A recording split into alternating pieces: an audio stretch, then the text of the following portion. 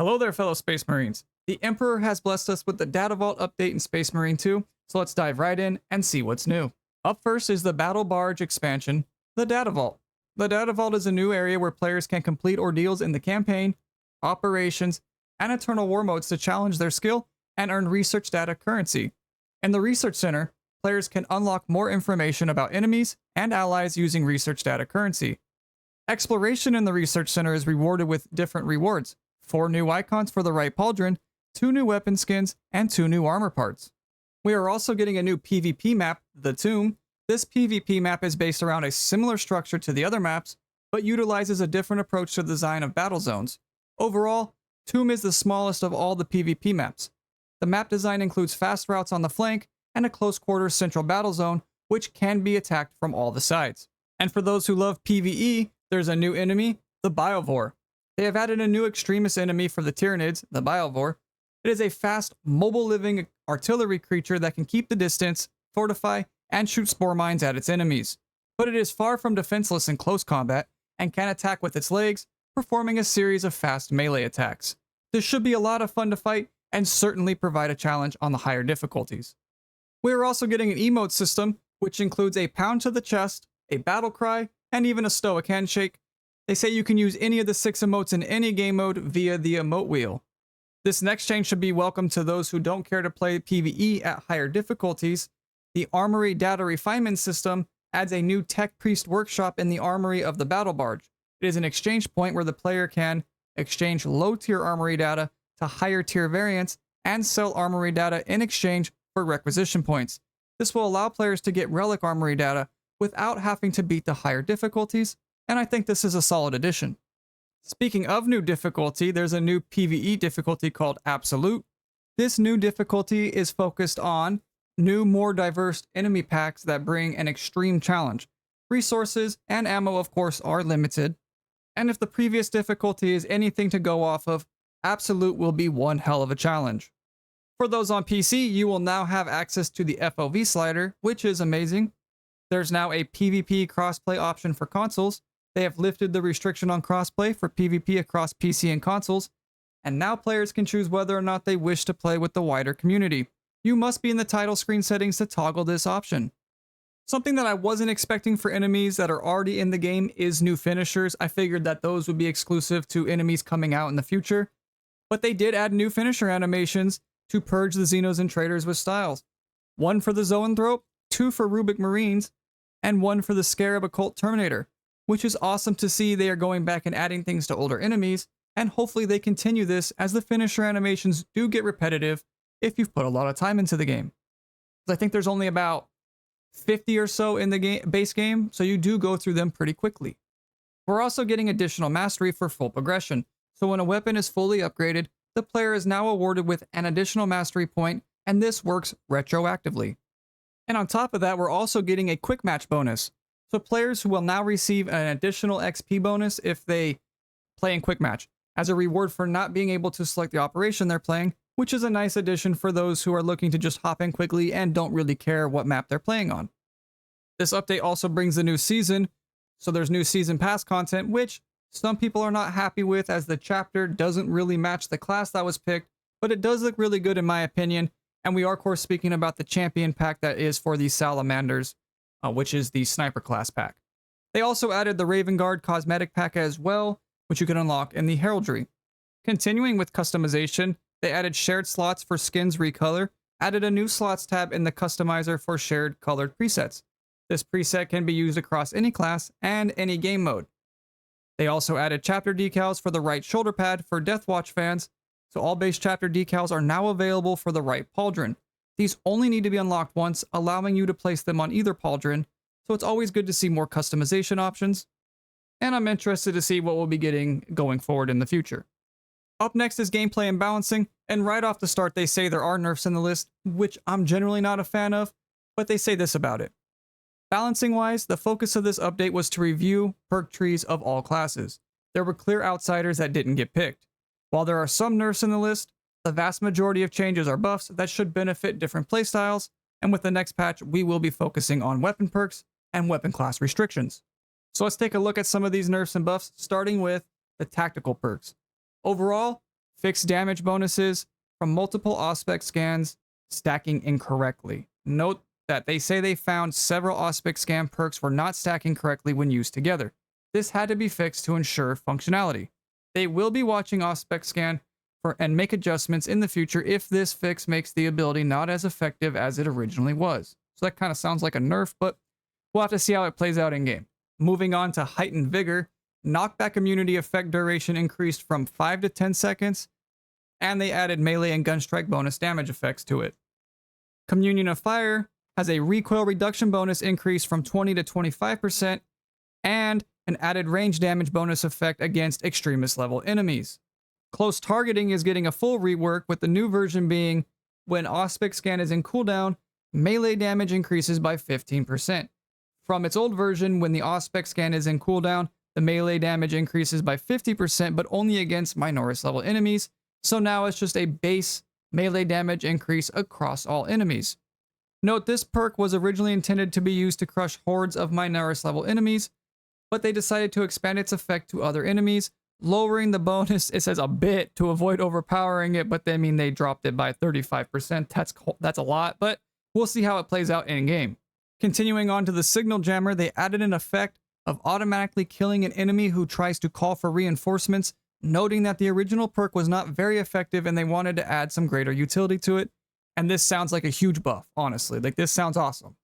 The Plasma Boost had its activation threshold lowered from 50% overheated to 30% overheated, and its bonus damage increased from 30% to 40%, with an added effect to reduce the energy cost of charged shots by 1, which sounds pretty nice. Steady aim has been reworked, with the new version being weapon spread and recoil is reduced by 20%, and range damage against Terminus level enemies is increased by 10%, from just the recoil being reduced by 10%, so this is a huge buff.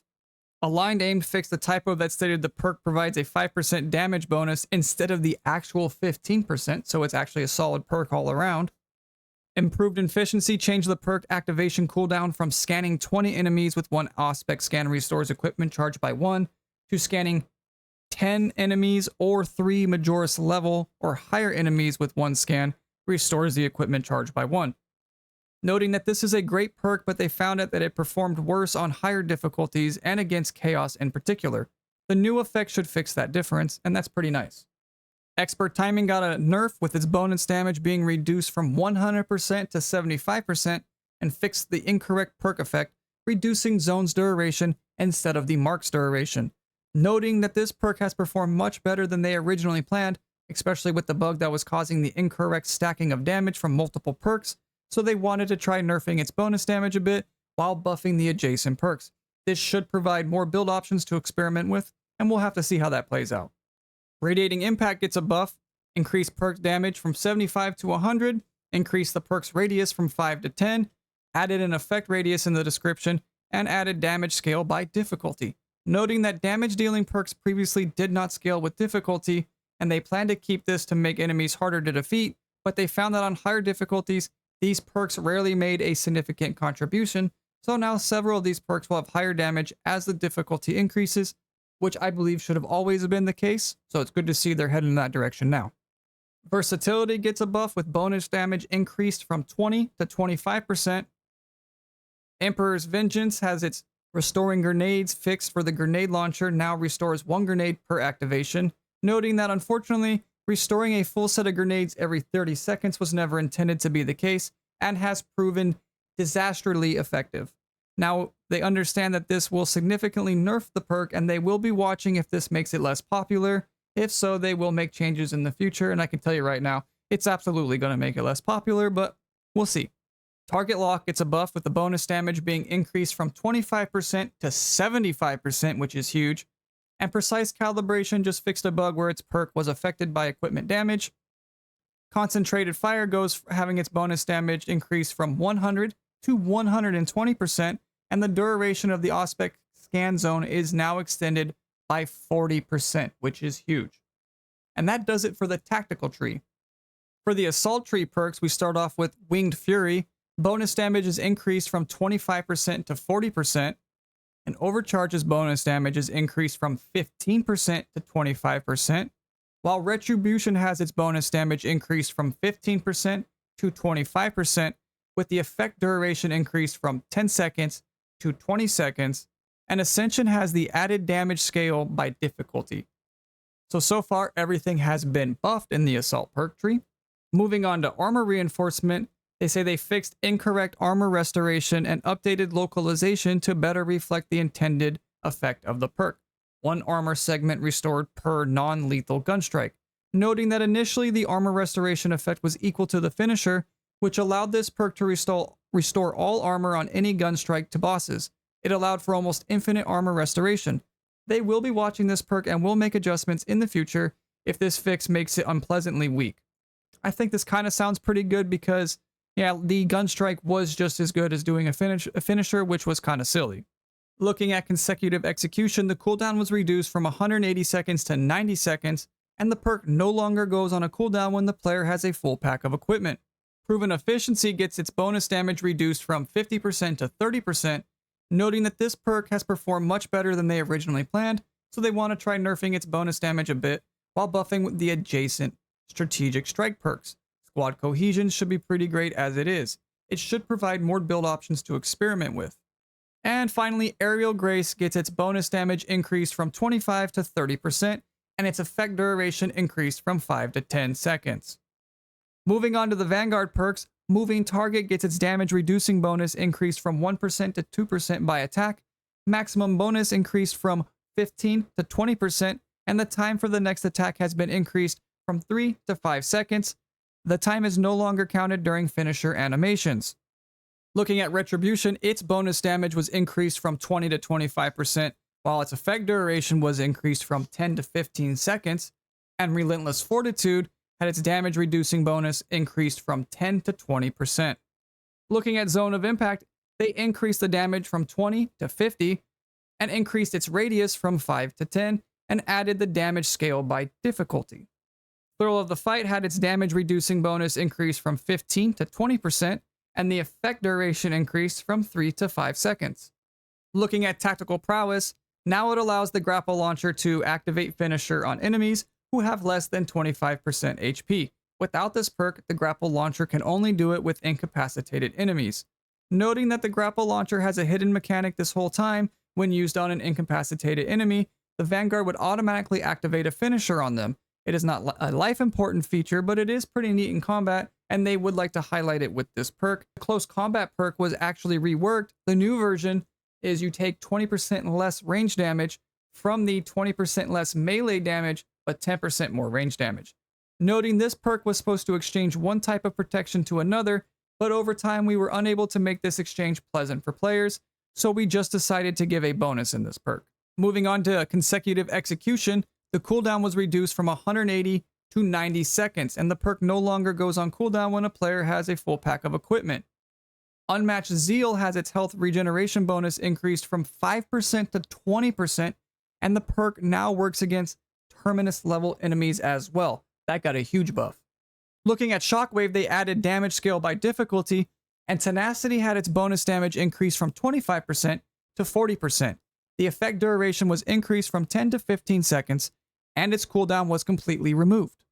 Grim Determination gets its increased bonus damage from 10% to 15%, and the Emperor's Blessings cooldown is reduced from 180 seconds to 120 seconds, noting that the Emperor appreciates your hard work in exterminating the enemies of humanity and now grants his blessing a little more frequently. Upper Hand gets its effect duration increased from 5 to 10 seconds, and Conviction gets its damage reducing bonus increased from 15% to 25%. Continuing on, Inner Fire has an added condition of finishing Majoris level enemies or higher to activate the perk, noting that this is a good perk both in terms of effect and balance, but finishing off very weak enemies allowed the ability to be restored too effectively, so they added a limitation here. Collateral Damage had an increase in the perk's damage from 5 to 10. They added the damage value to the perk's description and added damage scale by difficulty. And finally, Adrenaline Rush. Health restoration is reduced from 10% to 5%, noting that this is a great perk, but unfortunately it allows experienced Vanguards to solo all their problems and leave their team to be torn apart by the enemy.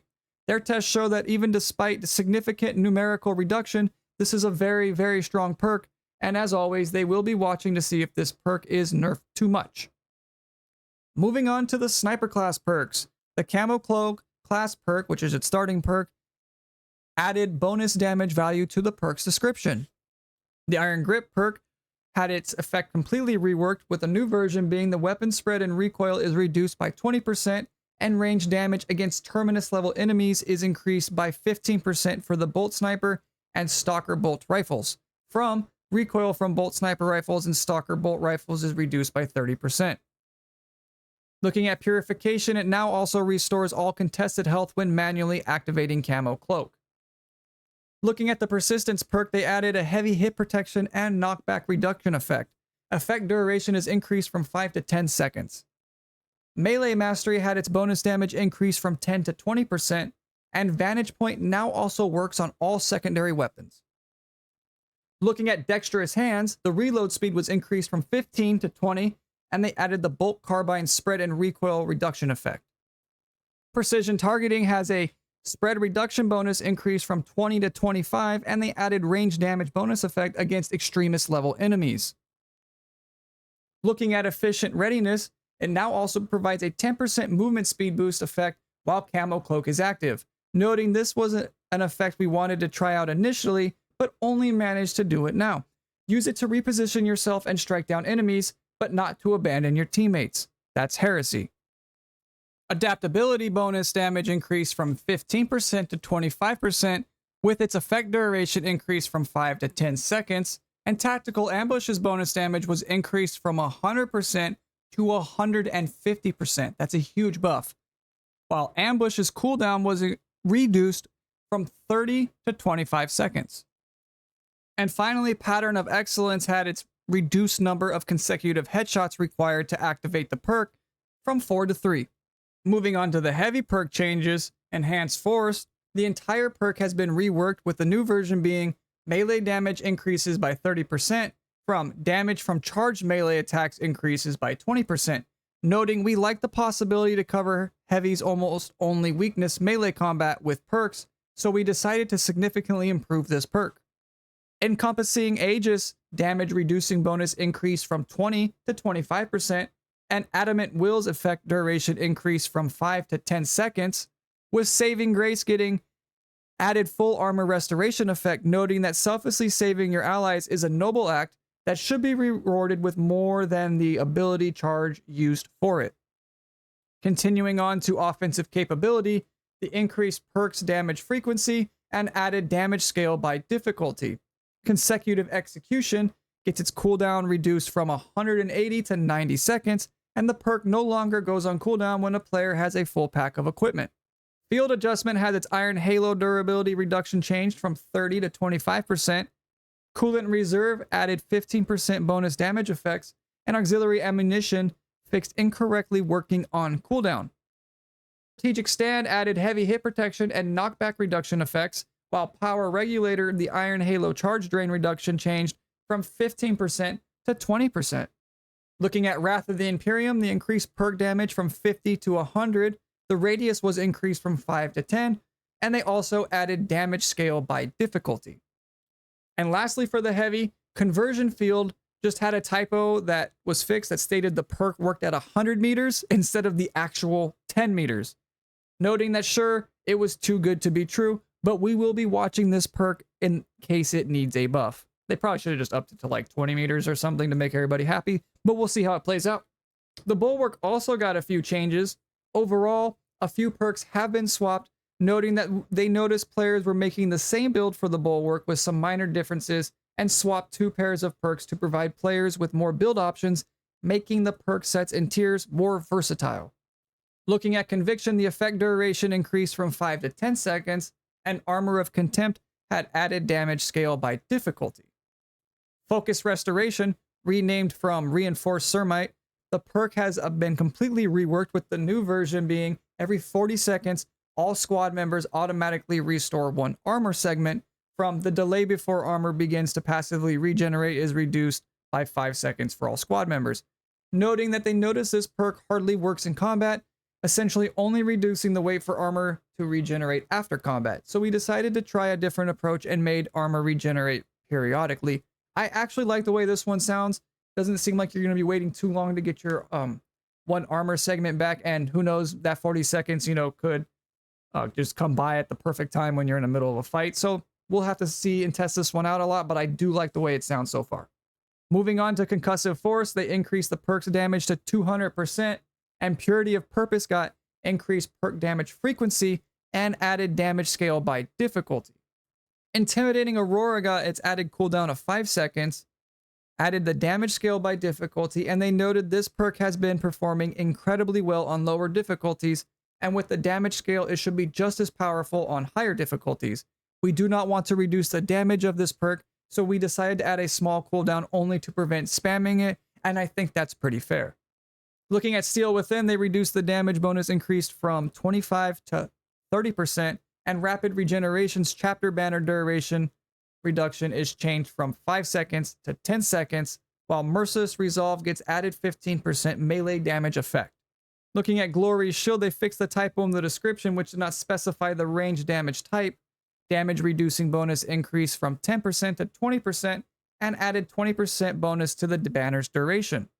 Forward Momentum got bonus damage increased from 25 to 30%, and the effect duration increased from 5 seconds to 10 seconds, while Scrambled Targeting gets a damage reducing bonus increase from 20 to 25%. Moving on to Armor Reinforcement, they fixed the incorrect armor restoration, updated localization to better reflect the intended effect of the perk. 1 armor segment restored per non-lethal gunstrike. Effective Formation now works against extremist level enemies, and Invigorating Icon got an added effect of it slowing by 100% the recharge time of the banner, twice longer. Noting that we noticed that this perk often encourages players to hold off on using banner until the very last resort. We like this change in strategy, but the perk itself makes banner overpowered, so we want to tone it down so that it requires more thoughtful timing when activating the ability. And the last perk, Inspiration, the bonus damage increased from 10% to 20%. With all those perk changes, they also changed some weapon perks. Contingency Plan perk, the multi-meta Heavy Bolter, and Plasma Incinerary. They fixed incorrect numbers in the perk's description. They also fixed the incorrect display of enemy class in the Elite Restoration perk for the multi-melta. They also made some changes to melee with the perfect block on all weapons, saying, "We think blocking weapons were almost in a good spot. This is a significant buff that should make blocking weapons more viable versus chaos enemies, because they don't have a lot of melee combos, making it difficult to gain full damage bonus from blocking weapons." Adrenaline Surge stacks needed for maximum effect are decreased to 2 from 3, and armor recovery from maximum effect is decreased from 2 to 1. They're buffing the Power Fist, saying it is one of the least popular melee weapons in the game, and they're making it more practical in combat by extending its AoE damage and making it easier to charge. The maximum charge time is reduced from 3.9 seconds to 2.5 seconds for hold attacks, and hold attacks can now be partially charged. It used to be 1 charge for full damage bonus, now it's 2 quicker charges for 50% smaller bonuses. The forward cone damage distance is increased up to 10 meters, making it more viable in mid-range. And for firearm changes in PvE only, the bolters, they had this to say about them. While bolter weapons are finding their spot in the game, we are making another round of bolter weapon buffs to make them more viable on the new difficulty. They go as follows. The bolt rifle base damage is increased by 8%. The auto bolt rifle's base damage is increased by 6%. The heavy bolt rifle had its base damage increased by 5%. The bolt carbine, the SMG version's base damage was increased by 7%. The bolt carbine with the marksman version's base damage was increased by 5%. The Oculus bolt carbine base damage is increased by 10%. The Instigator bolt carbine base damage is increased by 5%. And the Stalker bolt rifle base damage was increased by 7%. And all these sound great because the bolt rifles in this game are extremely underwhelming, and they should be one of the better weapons to use, in my opinion. I mean, they're a staple of the Warhammer universe, so it is good to see them buffing all of them. The grenade launcher is getting a rebalance, and they had this to say about it. Previously, the Artificer and Relic damages values were set incorrectly, with a combination of buggy damage bonuses stacking from the Auspex scan. This resulted in insane damage values. While the damage reduction looks big on paper, you can still obliterate entire waves with the grenade launcher. However, with the changes below, you won't be able to one-shot bosses anymore.